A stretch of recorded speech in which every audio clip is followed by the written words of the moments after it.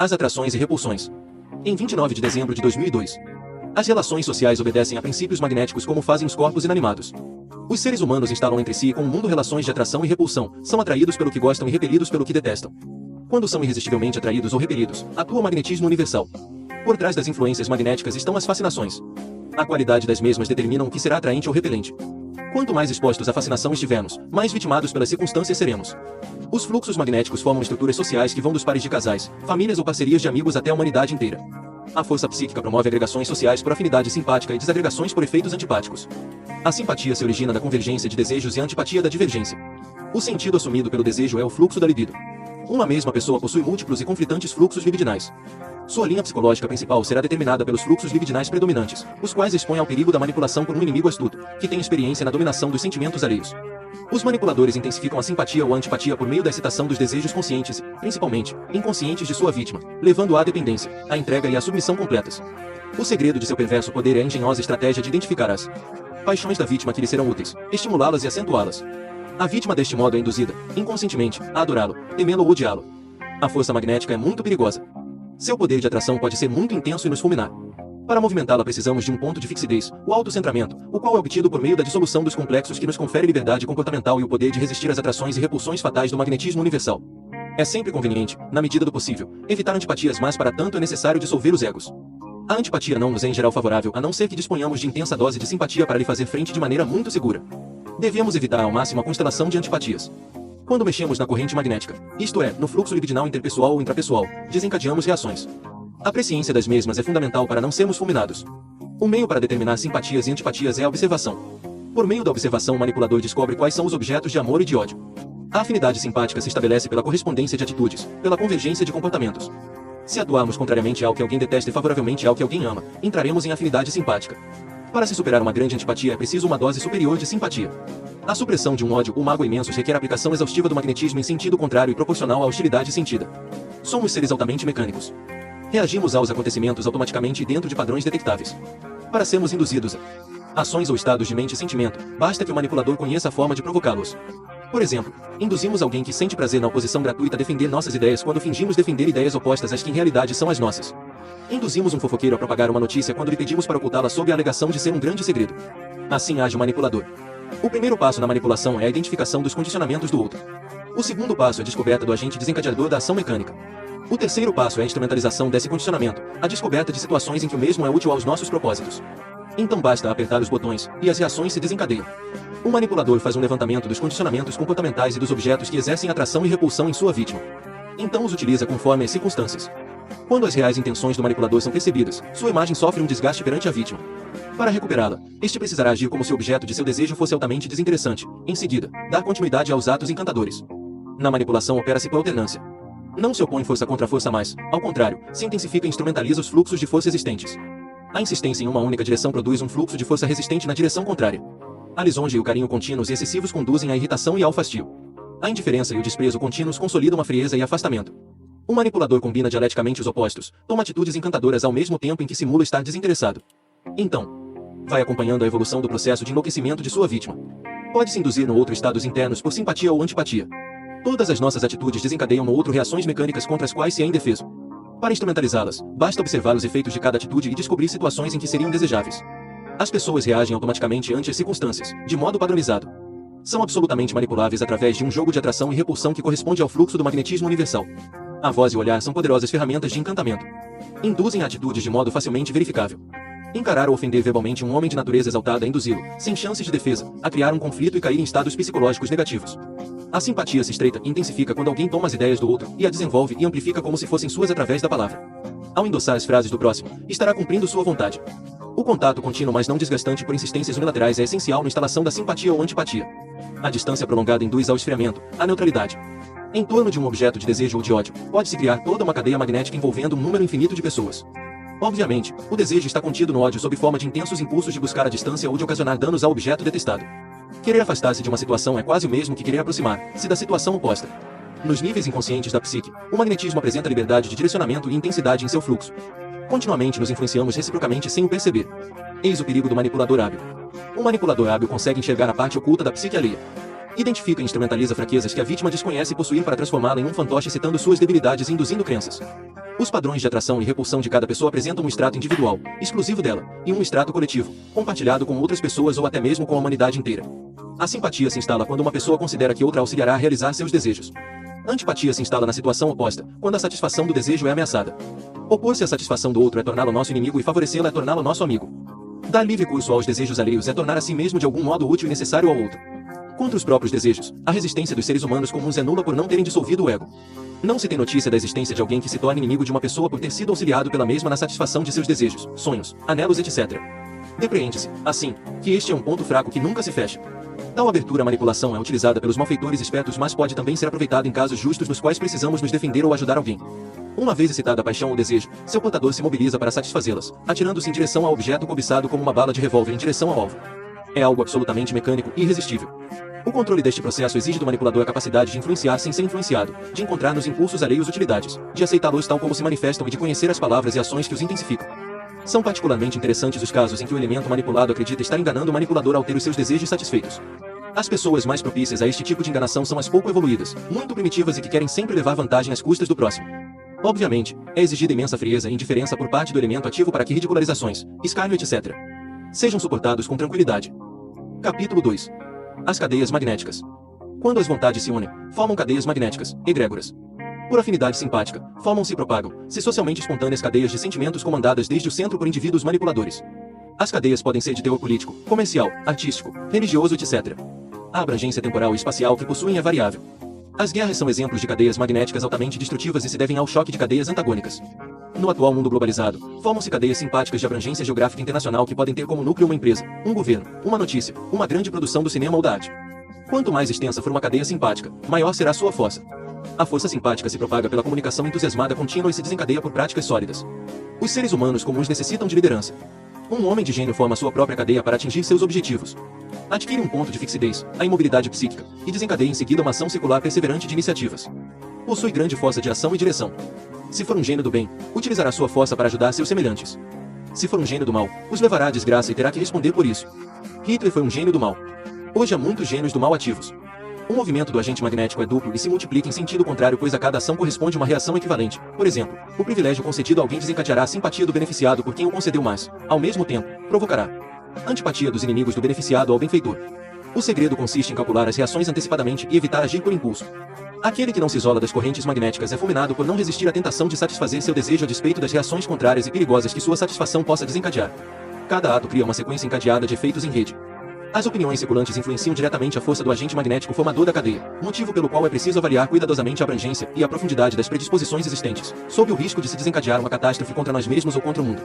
O amor é superior ao ódio por ser intrinsecamente simpático. Cristo foi crucificado por estar influenciando a multidão progressivamente e em um sentido contrário aos interesses dos centros das cadeias mais fortes de sua época. As cadeias estão submetidas a um movimento pendular, evoluem e involuem. Uma cadeia finalizante é sucedida por uma cadeia oposta. Atualmente, ano 2003, a cadeia simpática mundial que tem os Estados Unidos como centro entrou em lento movimento regressivo. Os democratas retardam esse processo histórico através de sua maleabilidade e os republicanos, seus antagonistas, o apressam através de atitudes unilaterais. George Bush acelera a difusão do anti-americanismo no mundo sem o querer e apressa, portanto, a derrocada do império dentro da escala temporal das idades das nações. Capítulo 3. A resistência e a manipulação das correntes. Uma chave utilizada pelos manipuladores para o encantamento e o enfeitiçamento é a capacidade de esperar os resultados de antemão e acompanhá-los lentamente, com paciência e sem ansiedade por atingir a meta. O pretenso encantador que esteja tomado de paixão fracassará por não suportar a espera. O mesmo necessita ir contra si mesmo, conter-se, para acompanhar a evolução do processo. É impossível que alguém seja escravo e senhor ao mesmo tempo, com relação a um mesmo fluxo magnético. Se uma pessoa estiver imune à atração, será senhor do objeto. Se for vitimada pela paixão, será escrava. É por isso que aqueles que tentam manipular as forças magnéticas para fins pessoais são fulminados mais cedo ou mais tarde. Resistir às atrações e repulsões é resistir às tentações. Os agregados psíquicos são os fatores de debilidade. Quando mortos, estamos imunes à manipulação, pois as fraquezas estarão eliminadas. Aqueles que não suportam as tentações colocam a satisfação dos desejos à frente dos efeitos colaterais das ações e se queimam ao tentar criar cadeias simpáticas que atendam aos seus desejos e concupiscências, pois não possuem presciência das reações sociais que serão liberadas. A pessoa tomada por um sejo está louca, sendo incapaz de julgar e discernir. Quanto mais débil, propensa à histeria, nervosa, impressionável, fascinável e menos resistente psiquicamente aos acontecimentos for uma pessoa, maior será seu poder inconsciente de concentração e propagação da força magnética e sua atuação como elemento propulsor da cadeia. O entusiasmo é altamente contagioso. Através de atitudes, o charlatão exalta a paixão alheia. Entretanto, a paixão concentrada é altamente contagiosa e pode fulminar o pretenso manipulador em um movimento retrógrado caso esteja tomado por desejo passional e não se isole da corrente magnética que concentrou e começou a movimentar. O isolamento se consegue pela recordação de si e pela morte dos egos. Quanto mais mortos estivermos psiquicamente, tanto menos condicionados estaremos e tanto maior será nossa capacidade de nos comportarmos de maneira a simpatizar ou antipatizar com o outro. A dissolução dos egos erradica os condicionamentos comportamentais, nos proporcionando liberdade interna para agirmos tanto de uma maneira como da maneira oposta, de acordo com as necessidades circunstanciais. Ao invés de vítimas, nos convertemos em senhores das circunstâncias. Para dominar o fluxo dos acontecimentos é necessário, antes de tudo, não possuirmos condicionamentos comportamentais. Os condicionamentos comportamentais são fraquezas por onde somos manipulados pelas circunstâncias.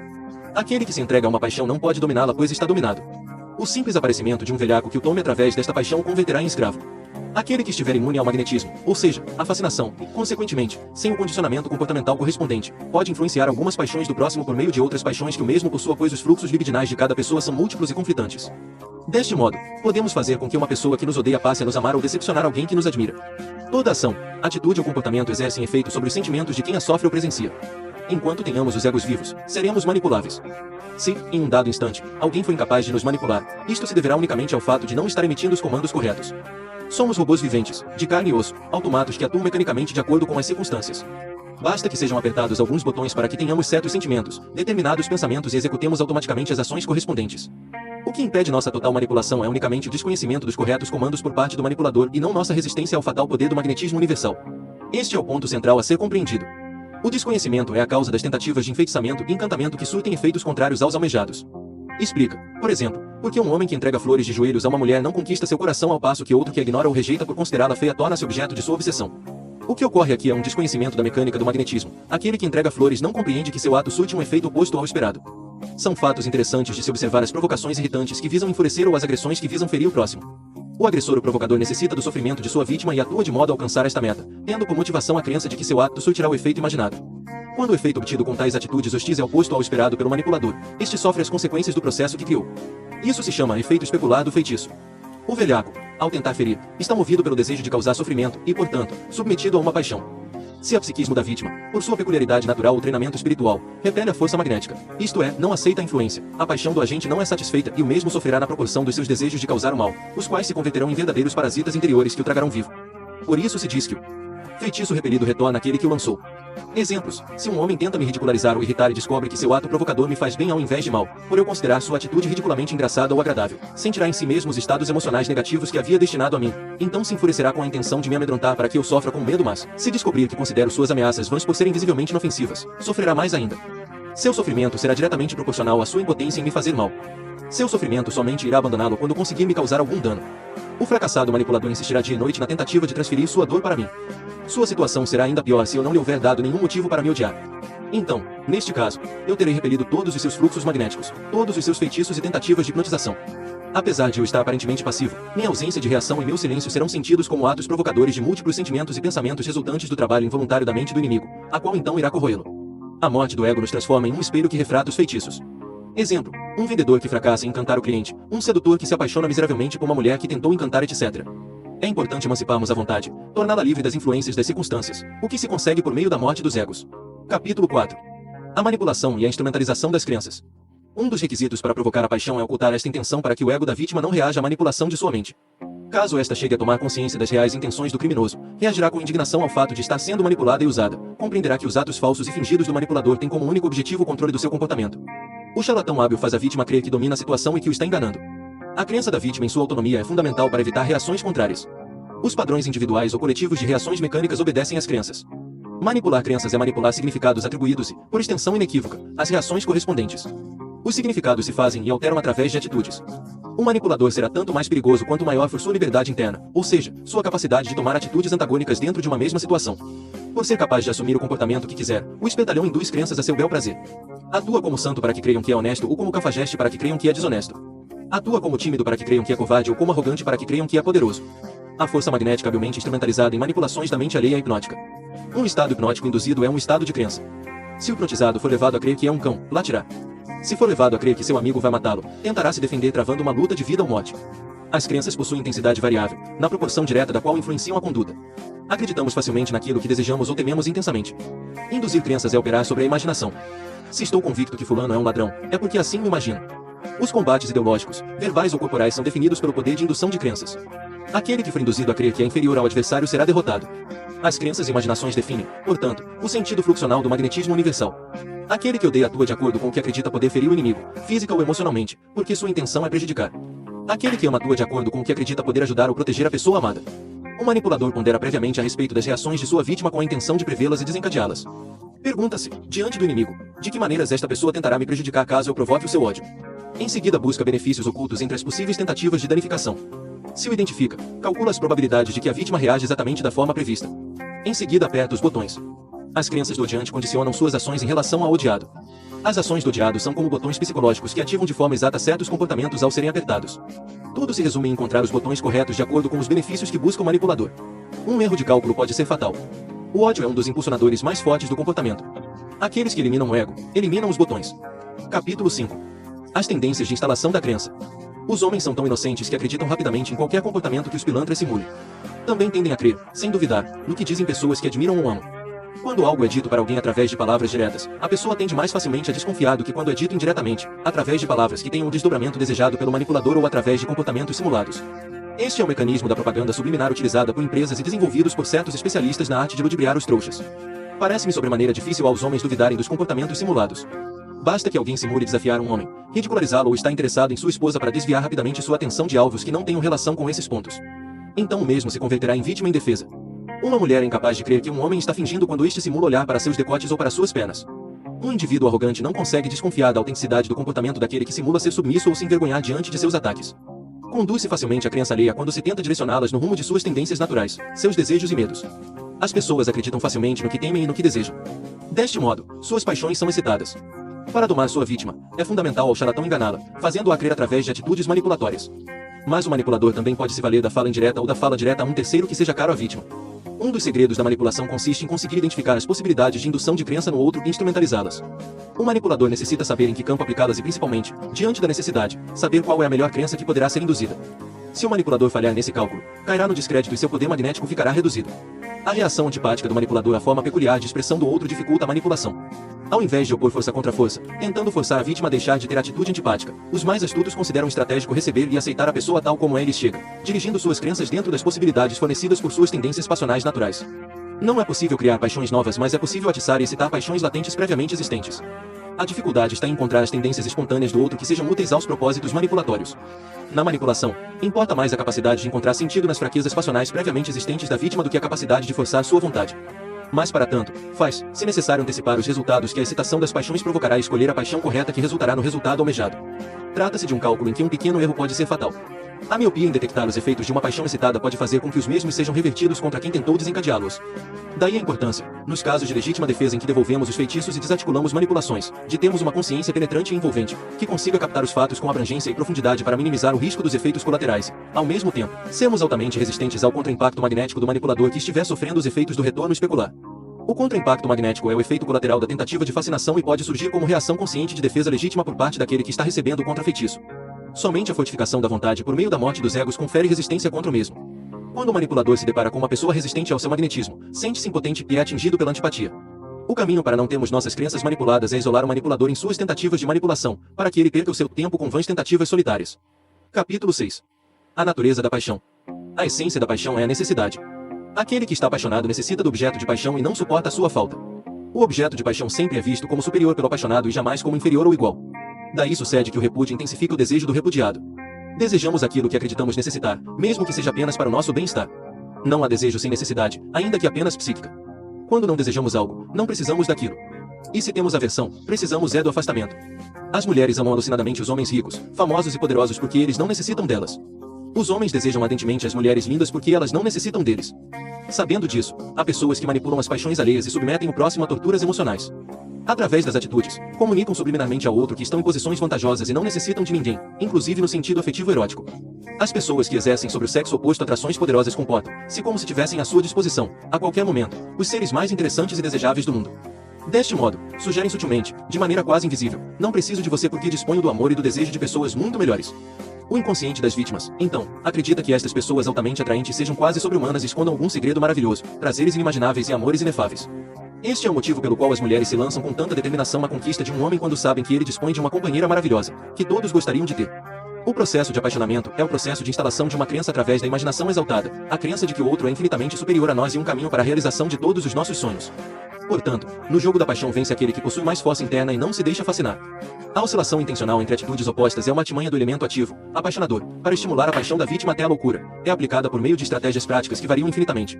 As estratégias consistem, muitas vezes, em enviar sinais opostos ao inconsciente do elemento passivo de modo a confundi-lo e submetê-lo. Vejamos alguns exemplos. 1. Marcar um encontro, aparecer e tratar bem a pessoa de modo a encantá-la.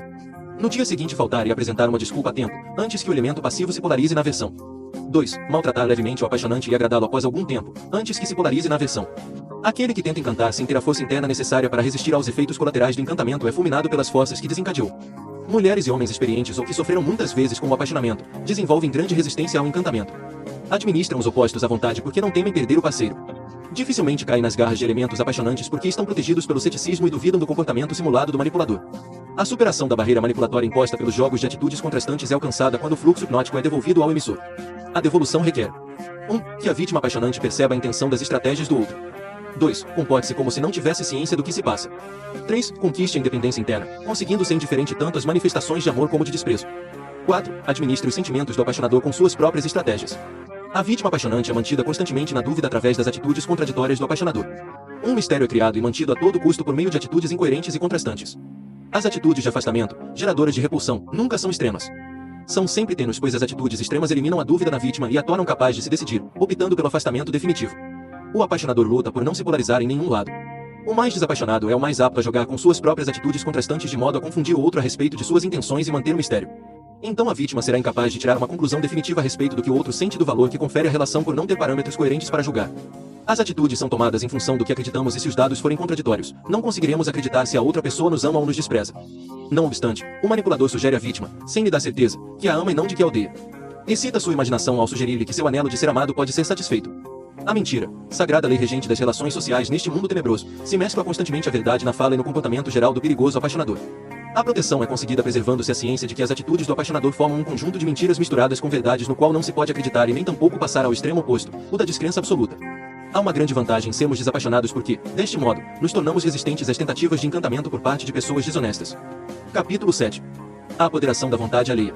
Todo comportamento humano apresenta reflexos ou reações no outro. Tudo que alguém faz possui a intenção de provocar sentimentos, pensamentos e ações nas outras pessoas. Quando cumprimentamos alguém, temos a intenção de fazê-lo crer que somos amigáveis e de sentir simpatia ou, pelo menos, evitar que sinta antipatia. Aquele que escarnece de uma pessoa, quer induzi-la a se enfurecer ou a se sentir diminuída. O bandido que aponta um revólver para sua vítima, quer induzi-la a sentir medo. Queremos ostentar luxo para que os demais sintam admiração ou inveja. A mulher que exibe seu corpo quer provocar desejo. Todos esses comportamentos, e quaisquer outros comportamentos sociais, são intencionais e manipulatórios pois visam forçar o próximo a cair em estados emocionais específicos. O ser humano, ainda inconscientemente, não age sem segundas intenções. Isso não é, em si, mal, desde que não sirva como meio para prejudicar o próximo ou atingir fins egoístas. As habilidades humanas devem ser empregadas para defesa legítima ou para benefício do próximo. A identificação dos rumos assumidos pelos fluxos libidinais de alguém permite estreitamento da afinidade simpática. Os fluxos libidinais são as fraquezas, amores, ódios, anelos e terrores. Uma vez identificadas, as fraquezas podem ser instrumentalizadas para a dominação. A instrumentalização acontece principalmente pela fala, mas também pela expressão facial e pelas atitudes. Para roubar a vontade alheia, o manipulador precisa falar mal daquilo que a vítima detesta, elogiar aquilo que ela ama e dar segurança contra aquilo que teme. Deste modo, o fluxo libidinal é intensificado pela junção de fluxos libidinais equidirecionados e cria-se uma cadeia magnética. A eficácia do poder magnético é diretamente proporcional à vontade impressa no ato. Se o manipulador agir com vacilação, o elemento passivo não será magnetizado suficientemente. Ao falar, se com intenso sentimento e concentração, imprime-se força à corrente magnética e esta absorve os fluxos da vontade alheia. Em geral, aquele que quer se apoderar da vontade de alguém, costuma primeiramente estreitar sua afinidade simpática com esse alguém, como fazem alguns vendedores. Para obter tal estreitamento, as paixões necessitam ser identificadas. Em seguida, o espertalhão bendiz aquilo que a pessoa ama e maldiz o que a mesma detesta a fim de se encaixar perfeitamente na estrutura de suas paixões. Assim a afinidade simpática se estreita e se aprofunda até um ponto perigoso. Uma vez que a cadeia esteja ativa, ou seja, que a simpatia tenha se aprofundado, o manipulador se defronta com a dificuldade em controlá-la. O controle é obtido ao se fazer o outro crer que realizará seus desejos ao adotar os comportamentos desejados pelo velhaco. A palavra joga um grande peso nesta etapa. Uma vez que a vítima esteja aberta, em guarda baixa, é induzida a acreditar, através do diálogo, nas vantagens das atitudes que o manipulador quer que a mesma tome. Mas nada disso será possível se a vítima estiver fechada à influência. O isolamento simpático atrapalha totalmente este trabalho e é, portanto, uma maneira de nos defendermos contra os charlatães. O desejo mais intenso e profundo da alma de um homem, por mais sublime, altruísta e maravilhoso que seja, é seu ponto fraco principal, a chave para sua perdição. Se um inimigo acenar com a possibilidade de satisfazê-lo, incendiará sua paixão e poderá levá-lo aonde quiser, enlouquecido. Por este motivo, as pessoas que nos agradam podem ser tão perigosas quanto as que nos desagradam. Pergunte-se, quais são os desejos mais intensos que possuo? A resposta irá revelar os meios pelos quais sua vontade pode ser capturada e manipulada por um inimigo, tornando-o escravo. Capítulo 8. O caráter autodominatório da manipulação. O processo dominatório é autopropulsor. Na verdade, não é, em última instância, o manipulador que domina o outro. O elemento passivo é dominado por seus próprios complexos, defeitos ou egos.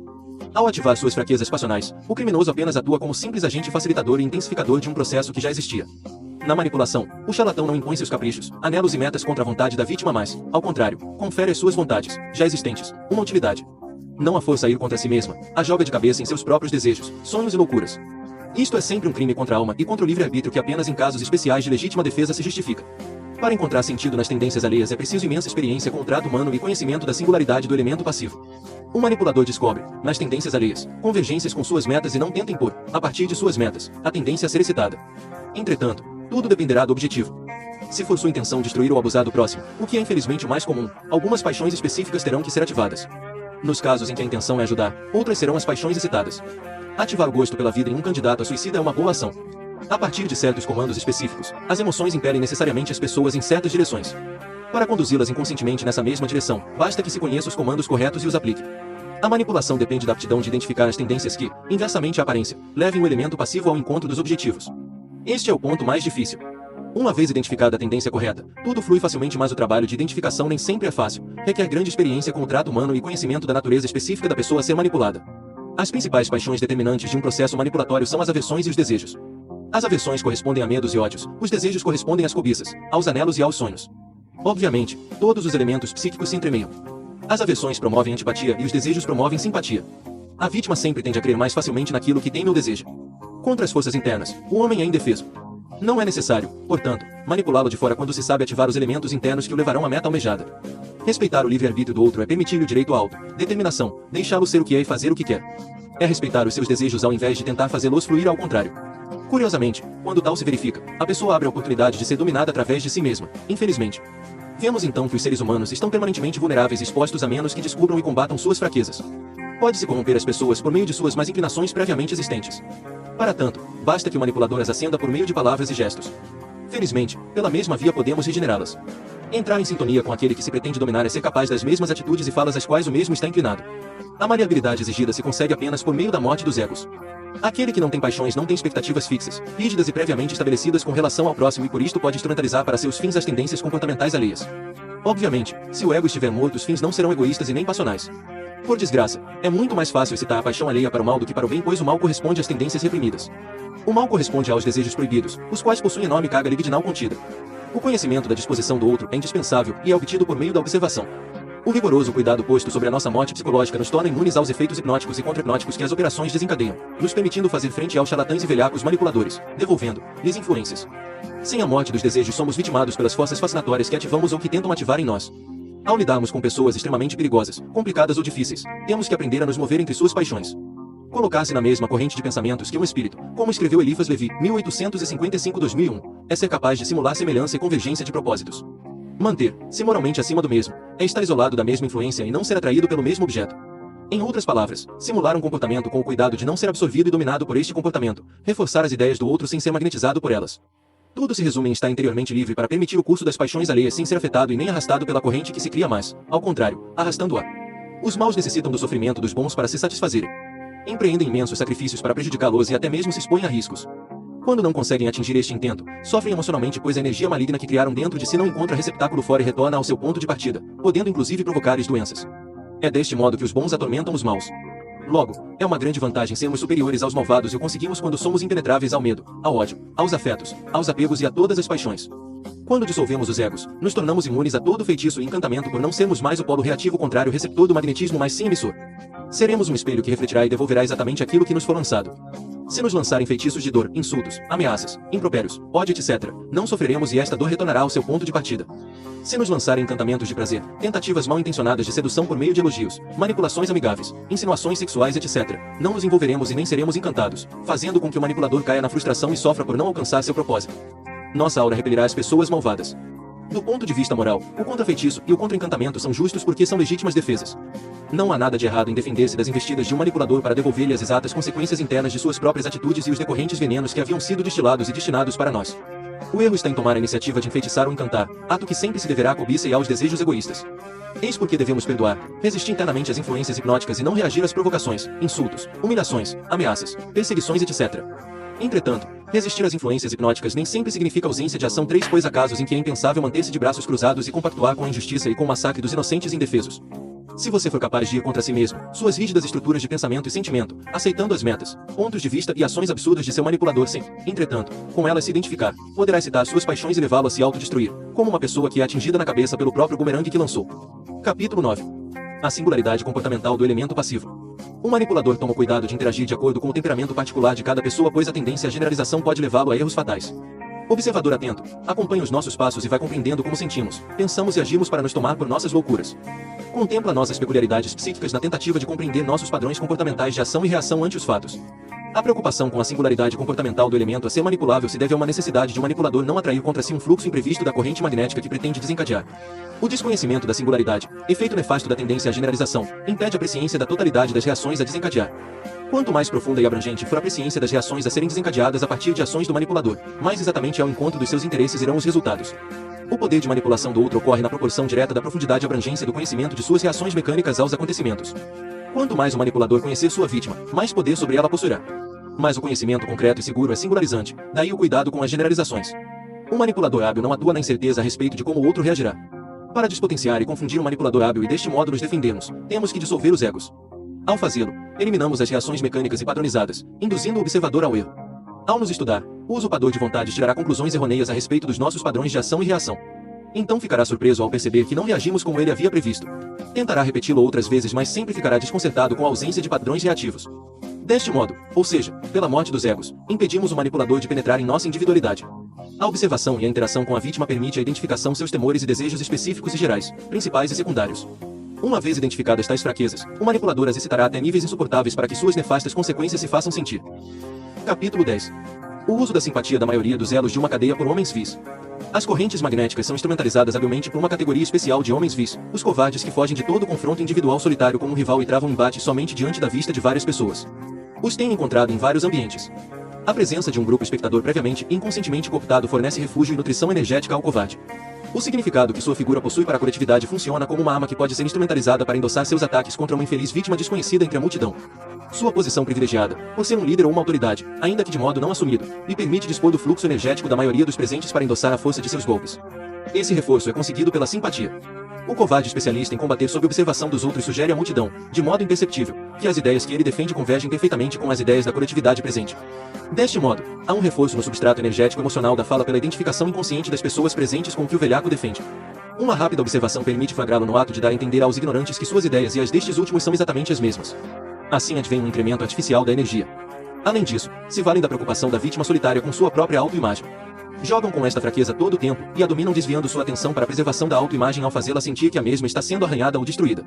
Podem se valer de várias ferramentas para induzir seus oponentes à timidez e ao medo: erudição, menção a nomes de obras literárias ou autores consagrados pelo grupo presente, menção a títulos, a cargos, a nomes de alguma família importante a qual pertença, amizades que possua com figuras importantes da sociedade etc etc etc, e no consenso coletivo de que as mesmas são sinais de superioridade, sabedoria e conhecimento verdadeiros. Em geral, essa classe de eunucos do entendimento foge aterrorizada de embates individuais. Sozinhos, são raquíticos e indefesos.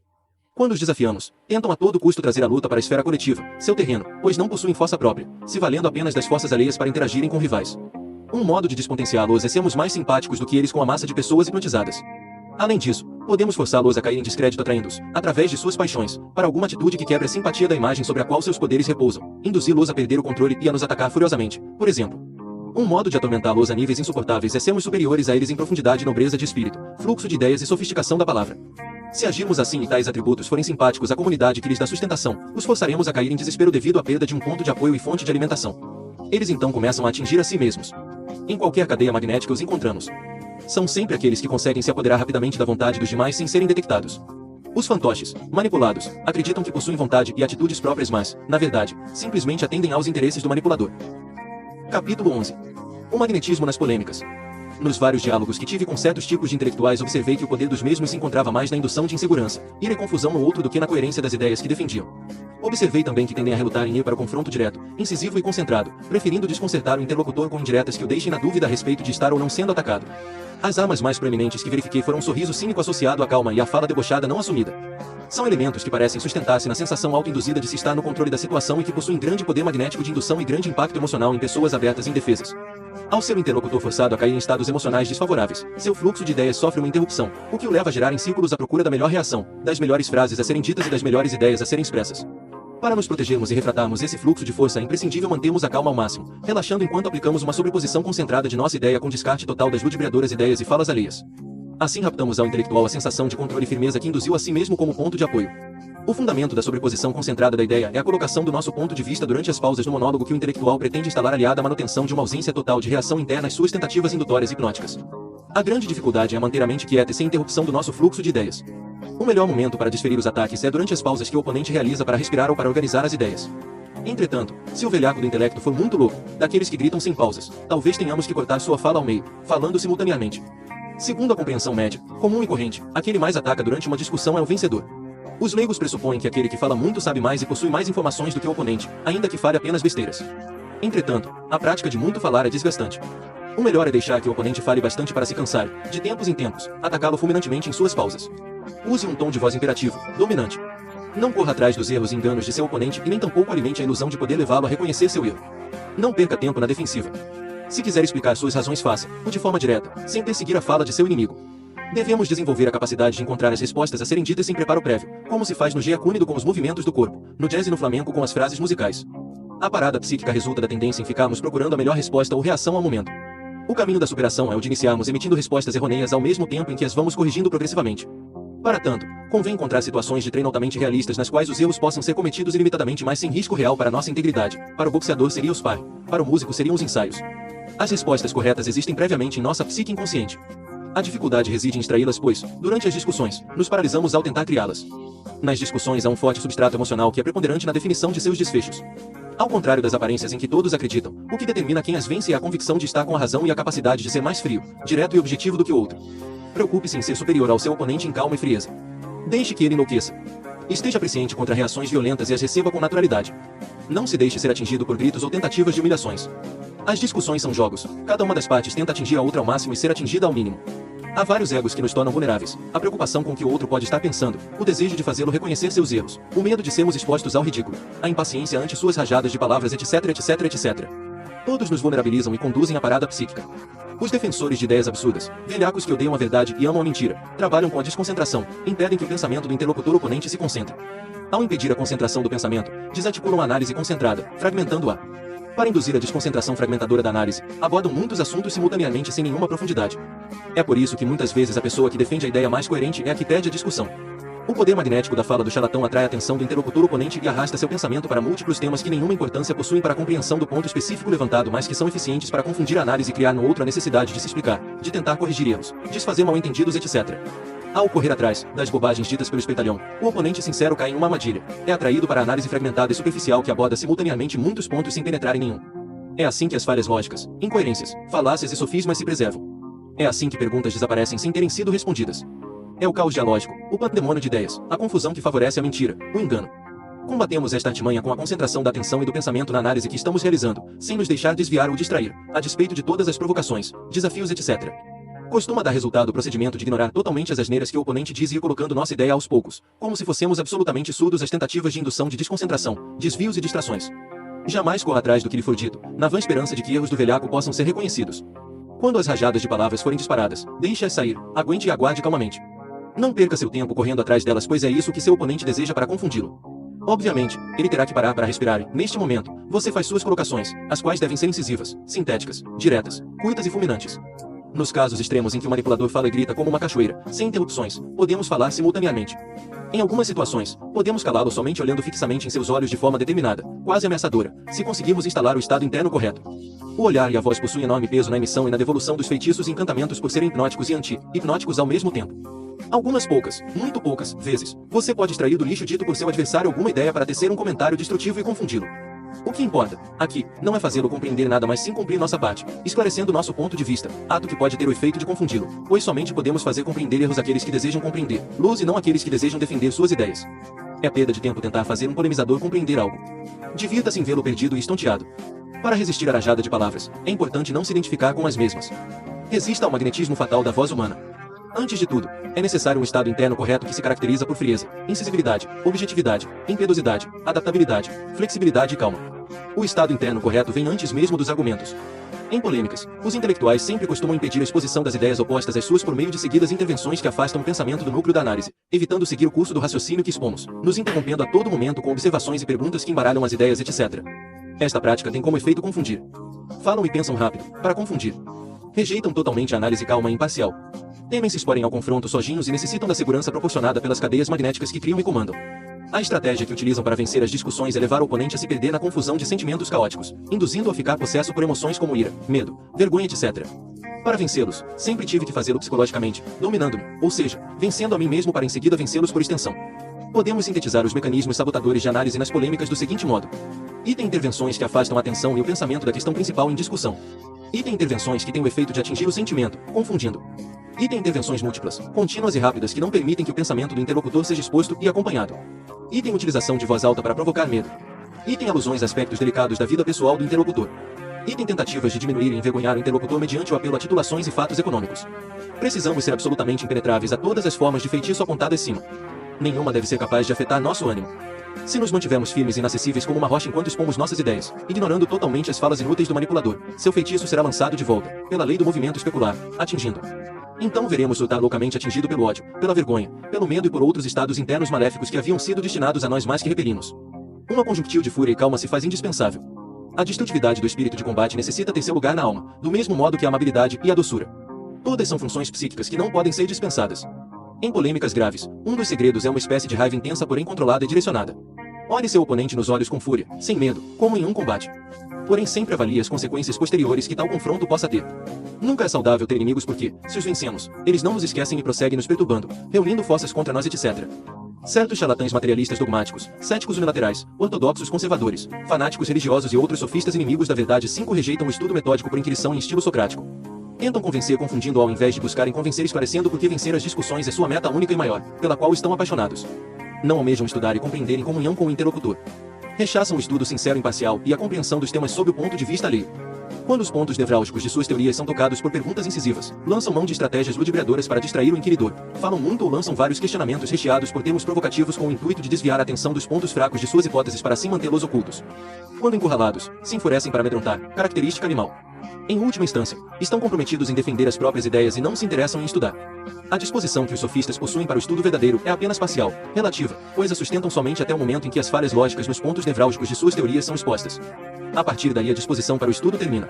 Não possuem preparo psicológico para os desconfortos da análise e carecem de uma capacidade fundamental em qualquer analista, a de trocar de ponto de vista continuamente. Infelizmente, no meio acadêmico de muitos países eles ainda são maioria. Acreditam, se donos da ciência e rejeitam a filosofia e a religião, ignorando que filosofia, ciência e religião se tornam desvios aberrantes quando divorciados. Como dominam os aparatos oficiais de elaboração de conhecimento e contam com a legitimação do poder, desde tal posição difundem a ignorância sob disfarce de sabedoria na sociedade. Aliás, a priorização de seus compromissos políticos e econômicos em detrimento da verdade provém desta posição. Podemos concluir, assim, que os sofistas charlatães defendem suas mentiras por serem estupidamente ignorantes ou talvez, na pior das hipóteses, por serem terrivelmente mal intencionados. Assim opera neles o magnetismo. Observemos como se discute com charlatães em geral. Devemos nos ater ao ponto nevrálgico que dá origem à discussão e resistir a toda investida fascinatória que possa nos distrair e desviar o rumo da análise. Os charlatães necessitam, pela própria natureza de seus objetivos desonestos, impedir a análise esclarecedora e instalar a confusão, já que é somente assim que mentiras e hipóteses mal elaboradas podem resistir. Para tanto, costumam principiar a discussão em torno de um ponto e em seguida inserem, propositalmente, muitos outros pontos na discussão para torná-la caótica. Estes pontos inseridos astuciosamente aparentam ter ligação com o tema estudado, mas na verdade apenas se destinam a distrair e confundir o pensamento, gerando o que chamo de caos dialógico. Este caos dialógico então camufla as incoerências e falhas lógicas dos raciocínios falaciosos, fazendo as mentiras parecerem verdades e as verdades parecerem mentiras. É por esta razão que os juízes não permitem discussões em tribunais, mas apenas inquirições, pois sabem muito bem que as piores pessoas costumam ser as melhores na arte de ludibriar. É pela mesma razão que os filósofos antigos decidiam antecipadamente quem iria perguntar e quem iria responder. Combate-se facilmente tais artimanhas por meio da concentração e da recordação de si mesmo. Primeiro, deve-se capturar o ponto nevrálgico da discussão e não largá-lo de maneira alguma. Segundo, deve-se resistir a todas as tentativas de indução de fascinação e distração. É indispensável jamais correr atrás dos equívocos manifestados pelo opositor na tentativa de fazê-lo compreender e admitir seu erro, pois é exatamente isso que ele quer. Ao perder o tempo tentando convencê-lo, você se distrai e deixa de aprofundar o ponto que o espertinho quer manter oculto. Os charlatães sofisticam-se na arte de fascinar e distrair. Enquanto estão conseguindo fascinar, estão no comando, manipulando as crenças, sentimentos e pensamentos do opositor. Se, entretanto, este se torna refratário às fascinações, isto é, se passa a ignorá-las totalmente e continua em seu pensamento, a tentativa de indução de sentimentos fracassa totalmente. Então acontece algo curioso: o velhaco é atingido pelo fluxo de energia fascinatória que criou na mesma proporção de seus esforços para nos fascinar. Quanto maiores os esforços para manipular nossos sentimentos, maior a frustração ao não consegui-lo. Então vários sentimentos negativos o invadem, do mesmo modo que seríamos invadidos caso não houvéssemos fechado a passagem ao fluxo magnético. Capítulo 12. A dinâmica psicológica do encantamento e da feitiçaria. O que os supersticiosos chamam de enfeitiçamento corresponde, psicologicamente, à fascinação da consciência. Ambos serão considerados aqui como uma só coisa e não como duas coisas análogas. O enfeitiçamento é uma forma de fascinação extremada, exacerbada. Por isso os feiticeiros necessitam da crença de suas vítimas em seu poder de matar ou fazer adoecer. Uma pessoa absolutamente cética é imune ao poder de um feiticeiro. Se um cético for enfeitiçado, isso indica que seu ceticismo não foi absoluto, que houve uma vacilação inconsciente. O mesmo processo se verifica na sedução. Uma mulher é invulnerável ao poder de um sedutor quando não crê que ele tem algo que lhe interesse, por extensão, o poder de atraí-la. Entretanto, algumas vezes cremos estar invulneráveis ao poder de alguém em um primeiro momento, em outra situação, o surgimento de algo novo e ainda não conhecido por nós faz a convicção anterior ruir. Então ficamos vulneráveis. O encantamento requer o conhecimento prévio das debilidades de quem vai ser encantado. Não é possível que alguém seja encantado em uma direção contrária à de suas fraquezas. O encantamento apenas ocorre na direção das fraquezas previamente existentes, sejam elas conscientes ou inconscientes. Trata-se, portanto, da instrumentalização ou aproveitamento de impulsos que já existiam, uma forma perversa de se aproveitar das fraquezas do próximo e violentar seu livre-arbítrio. O encantador identifica e excita os impulsos instintos em sua vítima até levá-la a um estado alterado de consciência. A profundidade da alteração dependerá da natureza de cada um e do grau de exposição. Todos temos fraquezas. Essas fraquezas correspondem à nossa fascinação louca por algumas coisas em detrimento de outras. Os objetos dessa fascinação são os instrumentos de submissão a um inimigo astuto. Os crimes e as matanças que assolam o mundo se devem à fascinação da consciência por um objeto, um alvo, uma meta. É o maior perigo psíquico que pode nos acometer porque é a debilitação da vontade levada ao extremo. O poder do feiticeiro consiste em fazer com que sua vítima entre em um estado alterado de consciência através do medo. Seus ritos visam aumentar o poder de impressionismo e impactar psiquicamente o inimigo. O poder é intensificado quando o bruxo se entrega a uma possessão por complexos autônomos altamente densos. Após inúmeras crueldades e tormentos infligidos a si próprio e a outras pessoas ou animais, o bruxo realiza dentro de si o mal. Então, possesso, comunica a sua vítima o que fez por canais conscientes ou inconscientes. Sua expressão, entonação vocal, gestos corporais e atitudes horríveis impactam a vítima emocionalmente e debilitam sua razão e vontade. A mesma se abre às suas influências, diabólicas, e sofre igualmente uma possessão por elementos psíquicos inumanos que jaziam em seu inconsciente. Ocorre um choque psicossomático. A pessoa somatiza violentamente o medo e morre ou adoece. A primeira solução para não ser vulnerável à bruxaria é não temê-la. Por isso os religiosos devotos são invulneráveis. Entretanto, se esses mesmos forem fanáticos, serão vulneráveis aos encantos e maldições de sua religião, podendo ser por eles encantados, manipulados e atingidos. A fascinação brutal da consciência corresponde aos payoffs estudados por Jung. A pessoa perde sua alma habitual e é possuída por outra alma demoníaca, ou melhor, um pedaço fragmentado e autônomo de alma que aguardava nas profundidades de sua própria psique para se manifestar. A consciência é violentada por um primitivo e grotesco agregado psíquico do inconsciente. Não há nisso nada de místico, fantástico ou mágico. São fenômenos empiricamente constatáveis. Em pequena escala, o encantamento está presente em nosso cotidiano a todo momento. As palavras que emitimos, as roupas que usamos e tudo o que fazemos possuem o poder de provocar nos demais determinados sentimentos dos quais não podem fugir. A palavra, os assuntos abordados e conversas, a entonação vocal, as atitudes e os olhares são meios de instalação de afinidade simpática com elementos psíquicos que habitam o interior da psique e aguardam por uma oportunidade de expressão. Todos somos, de um modo ou de outro, vítimas das circunstâncias. Elas definem o que iremos sentir e pensar e até fazer. Isso prova que somos enfeitiçados a todo instante.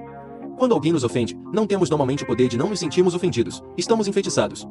A fascinação ocorre sempre com a colaboração inconsciente da vítima. Ela sofre por não saber como se isolar das forças hipnóticas do outro. Quando duas pessoas com desejos do mesmo tipo se unem, a de maior vontade absorve e manipula a vontade da mais fraca e a domina. O mesmo fenômeno se verifica em círculos sociais de vários tipos. Sempre há uma hierarquia de poder na absorção da vontade alheia. Esses são outros modos de encantamento. Todo ato é fascinador e hipnótico porque provoca efeitos na psique do próximo. O poder das caras feias e palavras hostis em causar desconforto é uma prova disso. Há uma dinâmica hipnótica nas relações sociais. Os homens tendem a reagir mecanicamente uns aos outros. Não são poucas as vezes em que somos forçosamente induzidos a ter emoções indesejáveis. Contra a nossa vontade, somos lançados, a partir de atitudes alheias, a certos estados de sentimento. A loucura e a exaltação passional são formas de embriaguez fascinatória. Observando uma pessoa podemos saber em que direção flui sua libido. É nessa direção que se dá a queda da pessoa em uma loucura. Entretanto, nem todo encantamento é mau. Há casos em que ele é benéfico. Eis, conversão religiosa de malfeitores. Quando trabalhamos a nossa psique, o efeito fascinatório das imagens externas e internas diminui pouco a pouco sua influência. Então a força vampirizada nesse processo, desperdiçada em coisas inúteis ou até perigosas, pode nos servir para autocuras e autorregeneração interna. Encantamento, enfeitiçamento, fascinação e hipnose são vários nomes dados a uma só coisa e não a coisas distintas e análogas. Quando detestamos algo ou alguém estamos, sem o saber, negativamente fascinados ou hipnotizados por imagens ligadas a tais elementos. Existe uma relação analógica entre os procedimentos mágicos e seus resultados. Os ritos de feitiçaria e seus impactos sobre as vítimas possuem uma similaridade simbólica demonstrável pela análise cuidadosa. Isso aponta para a relação psíquica que há entre ambos. Ela se dá, em sua maior parte, em níveis inconscientes. Muitas vezes, o enfeitiçador e o enfeitiçado não se dão conta da complexa rede energética que os envolve através de palavras, sentimentos, pensamentos e atitudes. E é justamente isso que dá à magia uma aparência sobrenatural e mística, pois aquilo que o homem não percebe objetivamente se torna altamente atraente para a imaginação fantasiosa. Mas, na verdade, a magia é uma manipulação de forças naturais inerentes ao homem. Conclusões. As paixões tornam o ser humano vulnerável. Os desejos são paixões e nos arrastam. A mente do apaixonado está obsediada por elementários, larvas ou formas de pensamento. O apaixonado não é dono de si mesmo, suas ações não lhe pertencem. Não é lícito manipular o próximo. É lícito desarticular tentativas de manipulação de nosso psiquismo por parte de outras pessoas. Convém superar os medos e fraquezas para nos protegermos de tentativas de manipulação. Nem sempre as pessoas simpáticas querem o nosso bem e nem sempre querem o nosso mal. Nem sempre as pessoas antipáticas querem o nosso mal e nem sempre querem o nosso bem. A força manipulatória flui no cotidiano. O livre-arbítrio alheio deve ser respeitado. O livre-arbítrio alheio é desrespeitado pelo manipulador. A ação especular, ação refratária, devolve as consequências dos feitiços ao manipulador. Evitamos que nossas crenças sejam manipuladas por meio do correto ceticismo. A temperança, o equilíbrio, a serenidade e a sobriedade muito mais recomendáveis do que a exaltação passional.